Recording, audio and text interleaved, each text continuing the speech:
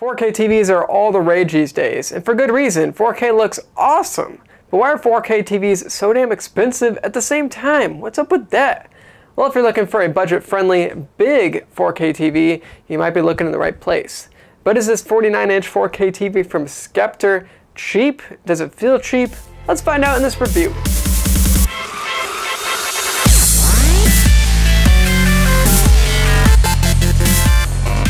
Check out my unboxing somewhere over there. It's pretty cool. I'll show you guys what the inputs are on this TV, what the outputs are on this TV, and any accessories that come with this TV as well. So check it out. It's pretty cool in my opinion. I'll also be using some of the B-roll footage from that unboxing in this review because I can't really get to the TV too much in this corner.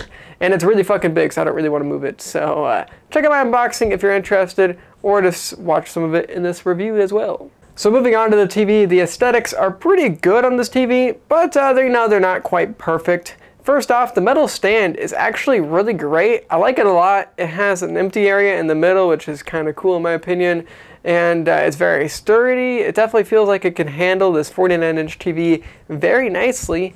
And if you don't like that metal stand, this TV does have a regular base mount, so you can just mount it onto the wall or do whatever you want to do with it. So best of both worlds in my opinion.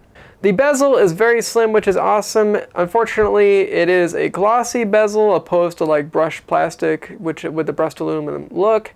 So that's unfortunate. The screen is also glossy opposed to a matte screen, which I would prefer personally.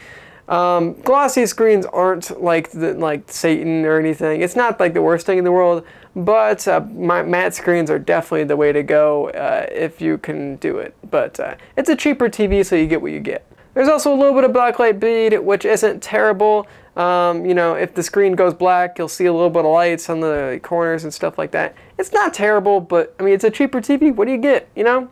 Another crappy thing about this TV, the speakers. Speakers are usually crap like on every TV. I mean, even the great TVs have honestly crappy speakers. So I guess you guys can't see here. Maybe I'll do some B-roll footage of showing you guys my sound bar. It's not even that expensive, but it's pretty nice. Just a Sony sound bar. Sound bars are pretty cheap these days, and it makes a world of difference. They're easy to set up, so go with that. Or if you want to get really crazy, get a surround sound system.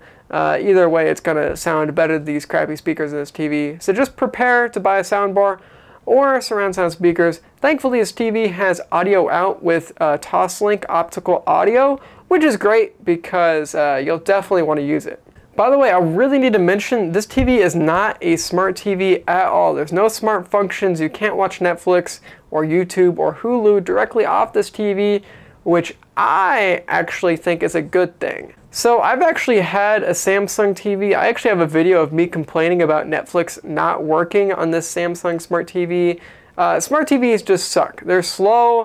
This Samsung TV always does updates and then restarts in the middle of like me watching like a movie or playing games or something. It's total bullshit. So honestly, if you want a smart TV and you've never had one, trust me, you don't want a smart TV. They're crap.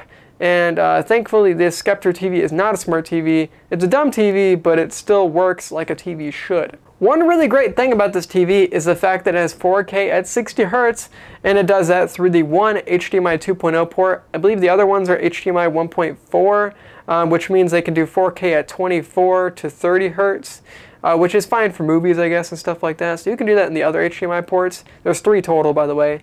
But that first HDMI port, you can do 4K at 60 Hz. You will most likely need a gaming desktop to do that. Like for me, I have my gaming desktop on this right now. And you have to have a pretty modern graphics card to push 4K at 60 Hz and actually have somewhat decent frame rates too. But it is possible. It looks great. It's great on the monitor side. It looks beautiful. It's probably not quite as great as like a monitor because this is a TV, not really meant for computers. But it does work hooking up to your computer. And I've had videos, benchmarks showing GTA 4 or GTA 5 running at 4K. It looks beautiful. But that said, don't expect your Xbox or your PlayStation to run at 4K. They are not going to. They're going to be running at 1080p, if that. So just expect that. Get a desktop to play 4K at 60 Hz on this thing, because that's the only way you're going to do it. And by the way, I guess you guys can't really tell, I guess, because I'm not really zoomed in, but the desktop on Windows 8.1 or, you know, Windows 7 or Windows 8, the desktop is like minuscule in this TV. It's like that on every 4K TV you do without scaling. So just expect that. It looks great in games, but right now on the Windows side of it, it looks, well, you need like a magnifying glass if you're far away from the TV. So just wanted to let you guys know about that. It's like that on every 4K monitor or TV, but might as well let you guys know. And you know, there's one more downside to this TV that's a little bit annoying. Switching inputs can definitely be a little bit slow sometimes. It's not the worst thing in the world, and it probably takes like 3 seconds or something like that, depending on what you're doing. But it's a little bit annoying, so I'd love Sceptre to try to fix that in the future if they could. Beyond that, there really isn't too much to complain about this TV. It's freaking awesome. It looks great. It works great. And I've been using it for several months now. So if it was going to break, I mean, it probably would have already done it at this point. So the TV is a good value in my opinion. I definitely do not regret my decision at all. So I definitely recommend this TV if you're wanting to get in 4K now or later, because of course 1080p still looks pretty great in this TV. So if you're still rocking 1080p or 1080i or anything, it still works just fine, but 4K in the future, it's awesome. Oh man, yeah. Oh, and by the way, before I leave you guys, this is actually gameplay. Let's see, I don't really even know what it is. It's Enemy Front. I think it's on PlayStation or something. But the funny thing is, this is 1080p native on a 4K display. So that's the size of it. This is like the whole desktop, and yeah, I mean, it's crazy. I mean, I can make this full screen, and you know, it's fine, but that's native 1080p on a 4K display. That shows you how many pixels there are. It's freaking crazy. 1080p just looks like crap compared to 4K. It's crazy. Anyways, beyond that, thank you guys for checking out this review. If you want to drop a like on it, if you thought it was cool, then I really do appreciate that. It helps me out a lot, so thank you for your help. If you guys want to comment below about what you think about this TV, do that as well. And if you want to subscribe, do that, because I like coming out with reviews, and if you like that stuff, then I'd like to have you guys watching my shit. So thanks. Beyond that, you guys have a great motherfucking day. I'll see you later. Peace out.